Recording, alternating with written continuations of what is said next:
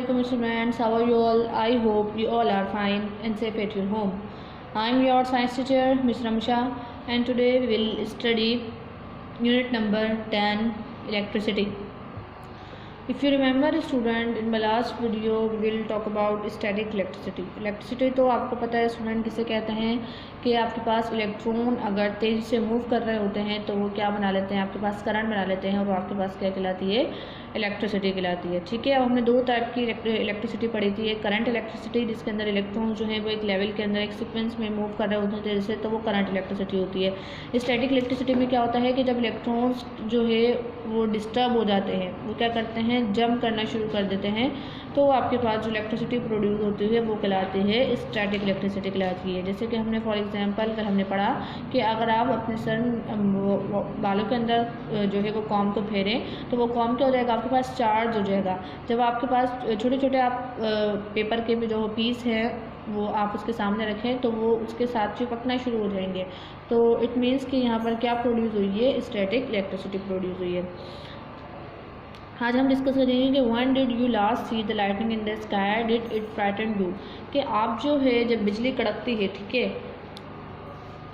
कि आपके पास जब बारिश में तेज़ बिजली कड़क रही होती है तो आसमान में आपको लाइटनिंग जो है वो किस तरीके से नज़र जो है वो आती है, होता कैसा है ये।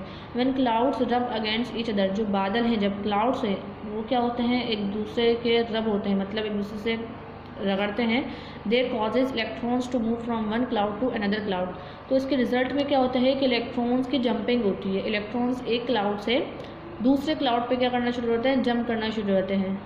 There is air between the clouds, और बीच में उन क्लाउड्स के जो एयर मौजूद होती है। When the electrons jump from one cloud to another, air के ज़रिए क्या होते हैं, वो इलेक्ट्रॉन एक क्लाउड से दूसरे क्लाउड पे जंप जो है वो कर जाते हैं। They heat up the air between the clouds, तो इलेक्ट्रॉन्स की जंपिंग की वजह से जो इन क्लाउड्स के बीच में जो एयर होती है वो हीट अप हो जाती है, मतलब गर्म हो जाती है। If too many electrons move very quickly from one cloud to another cloud, अगर आपके पास जो है वो ज़्यादा इलेक्ट्रॉन जो हैं वो तेज़ी से मूव करें एक क्लाउड से दूसरे क्लाउड पे, तो क्या होगा, the air between the clouds gets too hot and glows, तो आपके पास जो एयर है क्लाउड्स के बीच के अंदर जो एयर मौजूद है वो क्या हो जाएगी, बहुत ज़्यादा हॉट हो जाएगी, ग्लो करना शुरू हो जाएगी। दिस इज़ अ स्पार्क, और इसके नतीजे में क्या होगा, स्पार्क होगा। If the spark is huge it is called lightning, और जब स्पार्क जब बहुत ज़्यादा हो जाता है तो वो क्या प्रोड्यूस करता है, लाइटनिंग।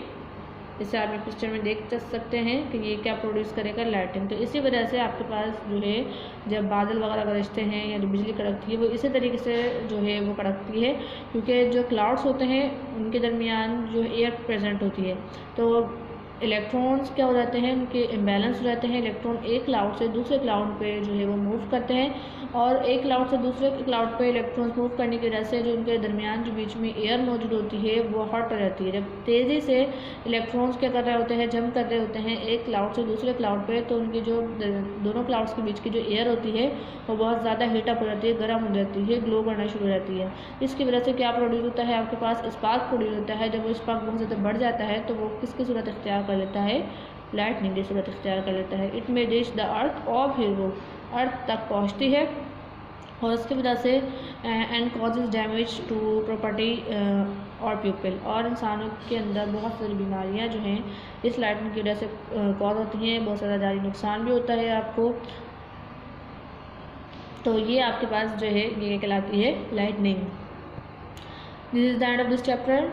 बस हम लास्ट में एक एक्टिविटी पढ़ लेते हैं कि आप जो है वो एक सर्किट को किस तरीके से जो है वो बना सकती हैं। आपको क्या चाहिए, एक मिनी बल्ब चाहिए। सर्किट वो होता है जिसमें एक बल्ब होता है, कोई बैटरी सिस्टम वायर वगैरह लगे हुए होते हैं, तो छोटा सा वो क्या बन जाता है, आपके पास सर्किट बन जाता है। आपके पास एक मिनी बल्ब चाहिए, आपको 2 piece of insulated wire each 6 inches long. आपके पास जो चाहिए वायर चाहिए, और ऐसे वायर चाहिए जिसके अंदर से इलेक्ट्रिसिटी पास हो सके। 6 इंच के वायर चाहिए, बैटरी सेल चाहिए, स्टिकी टैप चाहिए आपके पास।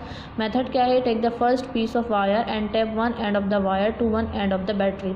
आप एक पीस ऑफ वायर लें, ठीक है, और उसको बैटरी के एक एंड से टैप कर दें, ठीक। Connect the other end of the wire to the bulb, और अदर एंड उसका किससे कनेक्ट कर दें, आप बैटरी बल्ब से कनेक्ट कर दें। Take the second piece of wire, second piece लें, connect one end of this wire to the bulb, और उसको भी आप क्या कर दें, बल्ब से कनेक्ट कर दें। Now connect the other end of the wire to the opposite end of the battery. इस तरीके से देखें आप, वायर जो है एक एंड आपने बैटरी का यहाँ लगाया और दूसरा बल्ब पे, इसी तरीके से यहाँ पॉजिटिव में आपने अपने वायर लगाया और इसे बल्ब से ज्वाइन कर दिया। फिर होगा कि आपके पास बैटरी जो है वो इलेक्ट्रिसिटी प्रोवाइड करेगी और इलेक्ट्रिसिटी की वजह से आपके पास बल्ब जो है वो चलना शुरू हो जाएगा। Does the bulb light up now, तो आपके पास बल्ब जो है वो जलना शुरू हो जाएगा। In the above activity you made the electrons flow from one atom to another atom. ये हुआ कैसे है कि इस बैटरी के अंदर क्या मौजूद थे, इलेक्ट्रॉन तेज़ी से मूव करना शुरू हुए, एक एटम से दूसरे एटम पर टकरा, तेज़ी से एटम जो है मूव जब करेंगे तो वो क्या प्रोड्यूस हो जाएगा, करंट प्रोड्यूस हो जाएगा। ठीक है, तो ये आपके पास क्या बन गया, एक सर्किट बन गया। Circuit is a path through which an electric current can flow. Circuit आपके पास एक ऐसा रास्ता होता है, सर्किट के अंदर ऐसा रास्ता मौजूद होता है जिसमें इलेक्ट्रिक करंट जो है वो फ्लो करता है। तो आप अपना खुद का सर्किट भी बना सकते हैं। Hopefully student you understand my lecture. Inshallah we will meet you in my another video with my another topic. Till then take care and Allah Hafiz.